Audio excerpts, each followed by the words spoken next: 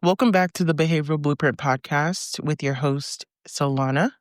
I am so happy to even have the inspiration to even speak to anyone that is listening today.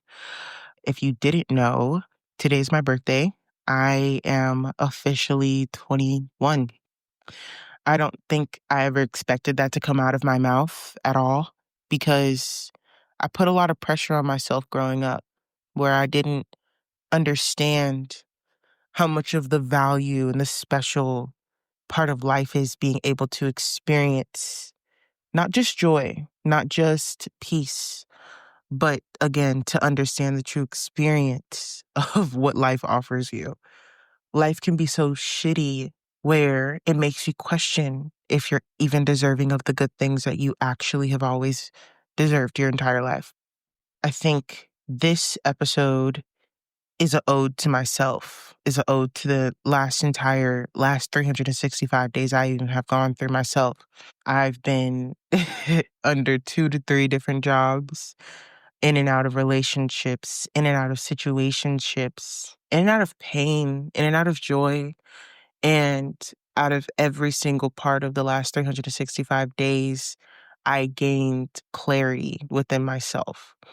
I had this victim complex for such a long time because it was offered to me basically on a hand where I had to basically be fed from. And this year, I tell myself no more becoming a victim. What 21 looks like for me is, even though I'm legally able to drink, being able to understand how I can be able to be sober for myself. Even though I can go get a lottery ticket from the gas station, I still have to find a way to get past certain milestones of emotional needs as well. 21 looks like going to therapy again. 21 looks like being back on my meds again. 21 looks like being able to fall back in love with my singleness and my singlehood and not to be reactive towards things that don't even deserve my time. But I do want to have a good focus on the title of this episode, and it's called Escaping the Loser's Game. I used to play sports, and ever since I played sports, I understood how important it was to be with a team, being able to be cohesive as a team where everything could work out. We had a practice called three-man weave, where anytime you pass the ball, you run as fast as possible behind the person all the way to the goal. And the most important part of that entire game or that entire practice is being able to be fast enough and being able to understand how quick you need to be to get all the way from baseline to baseline, but then also using your mind and your efforts to push the ball to the next person. For me, I had to center myself towards the conversation of enjoying not just the marathon from practice to practice, but the marathon of being able to work with a team.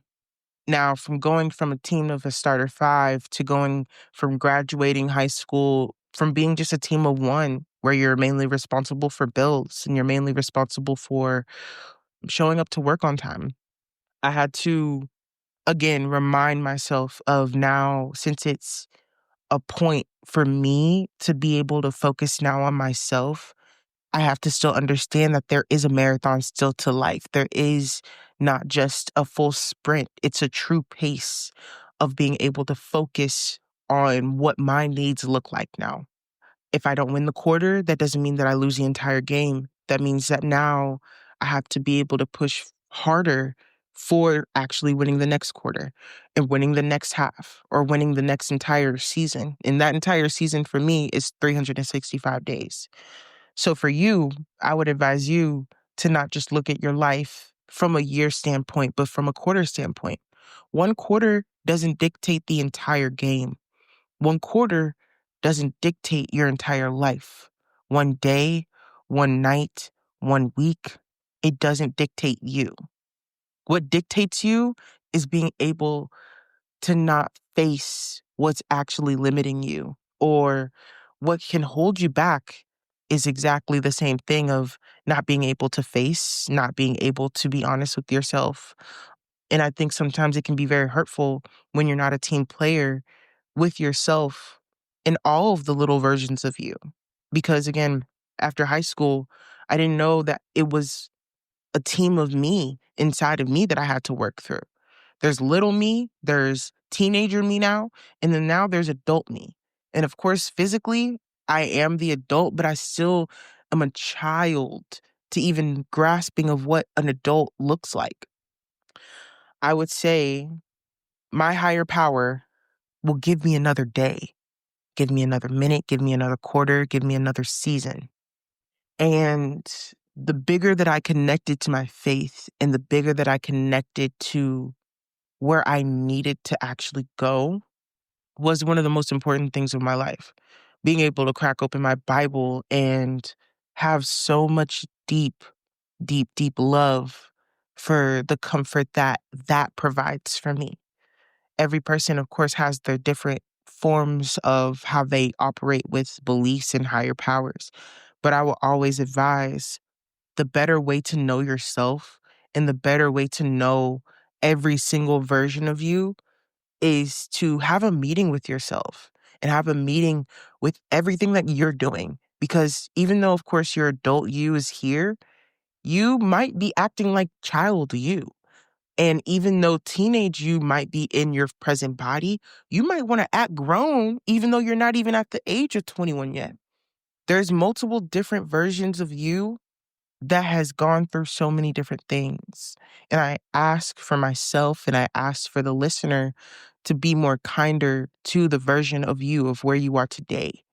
Being able to self identify where you are mentally, emotionally, whether that's young or old, is better for you because there's 45-year-olds right now that don't even know themselves or don't even know who they are presenting themselves as today. Another pointer I do want to make is life is literally a video game. Now, I have a lot of privilege to say that. Not everybody on the globe could say something like that because it comes with the fact that I have a choice and I have a privilege of a choice. What I've understood from 18 to 21 is that what you choose to be your priority will become your priority. And what you don't choose as your priority will become something that's not an asset to you. It'll become a liability. From my point of view, I've made so many different things a priority that didn't even deserve my time. I've made so many different things that weren't a priority become a liability. And it made me become a person that focused more on my liabilities than my actual assets.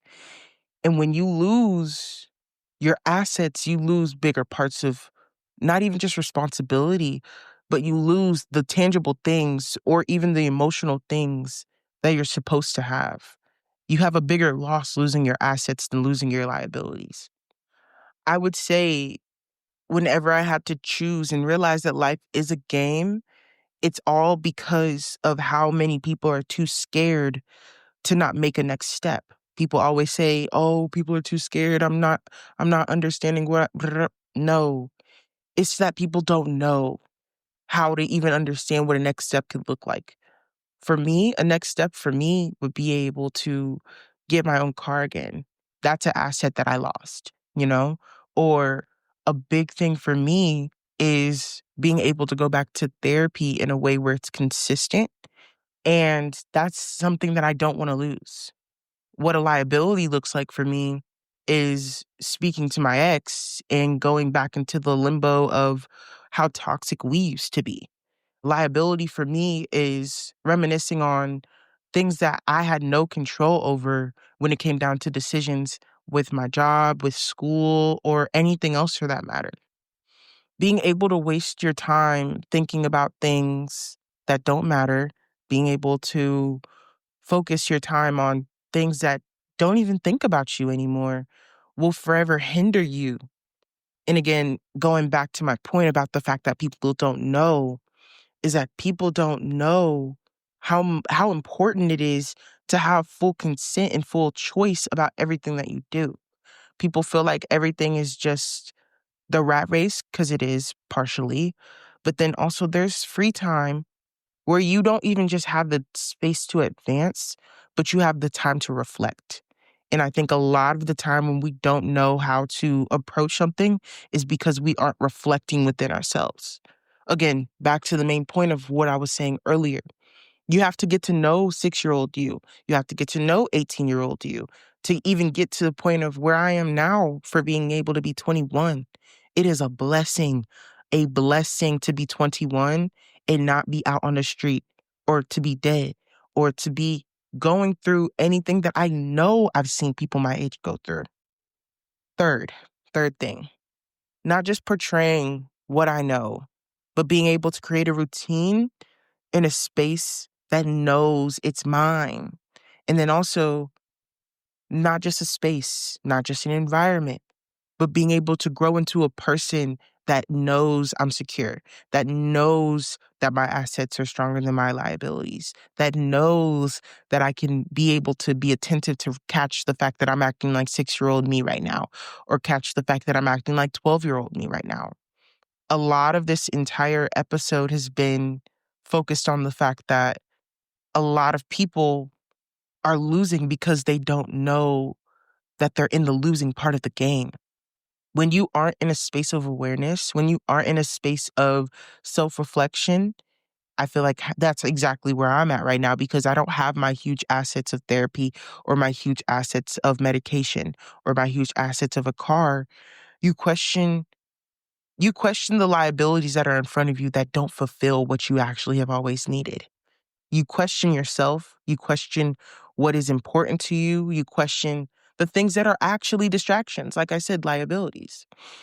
And that's a huge cycle that I know I get into because I overthink. I make it where everything that happened to me has to be centered in pain or centered in confusion or centered in not understanding myself. But I can't do that anymore. I don't know if my prefrontal cortex, vortex, whatever is growing, but I don't want to waste my time anymore.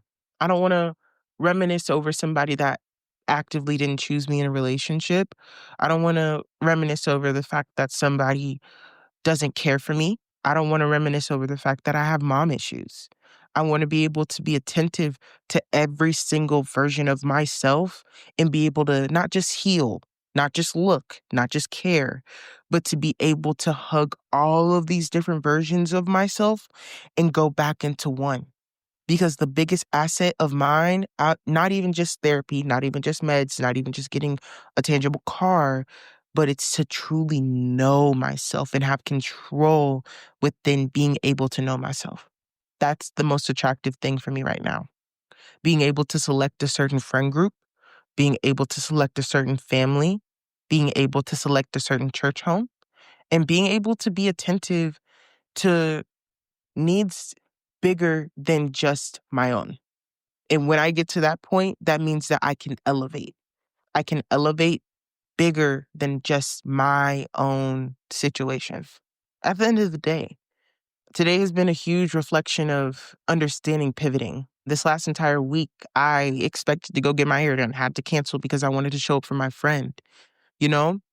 And then also being able to let go of the identity of who I was before. The reason why I struggled so much with losing so often in my game of life was because I used to reminisce or I used to subconsciously act like my mother or my father, not even realizing that I am the program, I am the game, I am the person that can snap myself out of it in an instant and be able to grow forward from moving past any of my issues. Being able to hone in on boundaries, being able to hone in on my love for myself, being able to not just hold myself accountable, but change the behavior after anytime I'm being held accountable. That's what 21 looks like for me. And I get the whole instant all the time about, oh, you act older than your age. Oh, you act older than your age. I find that as a compliment, but I also find it as a little disrespectful because where I am at now doesn't need to be rushed. It's not rushed. I was just talking to my dad about the fact that I am just 21. I'm 21. I'm not pregnant. I'm 21. I'm not doing crazy, crazy drugs, you know? I'm 21, finally about to have a little drink, after I finish this episode and have a time to myself. And what does that mean for me? That means that I'm actually actively choosing myself. I'm choosing what it looks like for me to actually have a okay time or to have a okay love for myself. I'm very happy I took myself a little out of my comfort zone and dived myself back into what I love, and it's podcasting. I want to say thank you to everyone that still takes the time to listen. And I would just say expect more episodes from me. I'm able to show up more for myself, so that means that I'm able to pay attention to the love of this and the love of what I need to pay most attention to. So, again, thank you so much for listening to this episode. And go ahead and give a follow to the Behavioral Blueprint Pod on Instagram. And if you're listening to this on YouTube at all, go ahead and give us a subscribe and like our video as well. That means a lot during our process. And follow me on Instagram. My Instagram @ is Life by Solana. And if you want to think about following me on TikTok, my name is Solana Newton. And I hope that you guys have a wonderful rest of your day and spend your next 365 days, whether you're listening to this on your birthday, like me, or just taking time to just listen. Make sure to have the next 365 days become asset worthy and not liability worthy. I love you. I hope you have a wonderful rest of your day, and bye.